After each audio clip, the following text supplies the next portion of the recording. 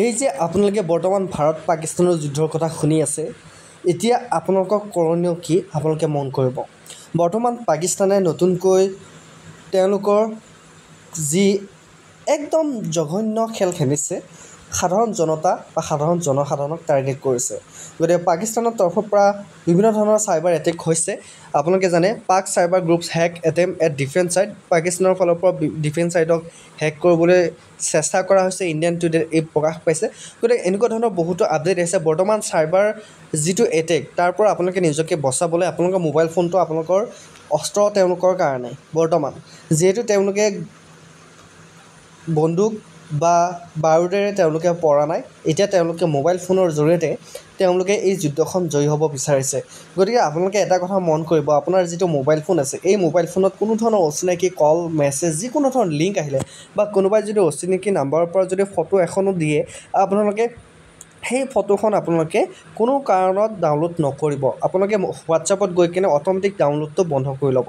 কাৰণ কিছুমান এনেকুৱা ধৰণৰ ক'ডিং আছে, সেই ক'ডিঙৰ জৰিয়তে আপোনালোকে যদি মোবাইল ফোনৰ যদি ডাটাখিনি আপোনালোকে হেৰুৱাব বিচৰা নাই বা আপোনাৰ পাৰ্চনেল ইনফৰমেশ্যনখিনি যদি হেৰুৱাব বিচৰা নাই, তেনেহ'লে আপোনালোকে সবিশেষ জনাটো অত্যন্ত প্ৰয়োজনীয়। তাৰ কাৰণে আমি আনক্লিক লাইভ চেনেলটোৰ পৰা আপোনালোকৰ কাৰণে এটা ইনফৰমেশ্যন লৈ আহিছোঁ। গতিকে আপোনালোকে চাইবাৰ এটেক তেওঁলোকে কৰিছে যিহেতু, গতিকে আপোনালোকে যিকোনো ধৰণৰ মোবাইল ফোনৰ পৰা আপোনালোকে পাৰ্চনেলি লিংকত ক্লিক নকৰিব।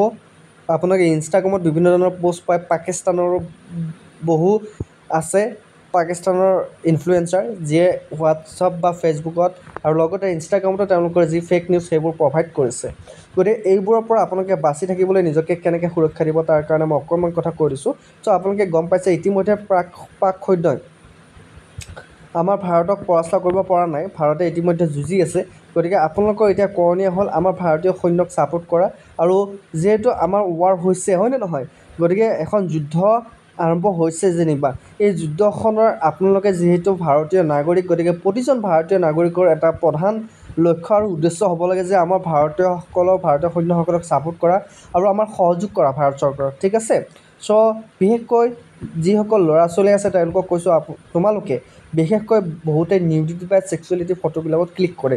কোনো ধৰণৰ ফটোত তোমালোকে ক্লিক নকৰিবা, কোনো ধৰণৰ পষ্টত ক্লিক নকৰিবা। কিছুমান এনেকুৱা বৰ্তমান ল'ৰা ছোৱালী আছে যিবোৰ পইচাৰ এডিক্টেড হৈছে, তেওঁলোকে কিছুমান ৱেবছাইট আছে তেওঁলোকে গেম খেলে পইচা অৰ্জন কৰিবলৈ। সেইবোৰ ৱেবছাইটৰ পৰা তোমালোকে নিজকে নিজে বচাবা, আৰু সেইবোৰ ৱেবছাইটৰ পৰা তোমালোকে পইচা ইজিলি ইনকাম কৰাটো বাদ দিয়া এতিয়া, কাৰণ এতিয়া দেশৰ কথা আহি পৰিছে, হয়নে নহয়, দেশ বুলিলে নালাগে আদেশ। গতিকে তোমালোকে নিজকে নিজে বচাবলৈ অকণমান সময় ভাৰত চৰকাৰক দিয়া, আমাৰ সৈন্য বাহিনীসকলক তোমালোকে একশ্যন ল'বলৈ দিয়া। এতিয়া তোমালোকে পৰালৈকে এই মোবাইল ফোনৰ পৰা তোমালোকে দূৰত থাকিবা, আৰু পৰালৈকে তোমালোকে যিকোনো ধৰণৰ কাৰ্যপন্থা হাতত নল'বা আৰু ফেক নিউজ প্ৰভাইড নকৰিবা। চ' আপডেটটো এইখিনি আছিল, যিমান পাৰে সিমান শ্বেয়াৰ কৰিব লগ বন্ধুক।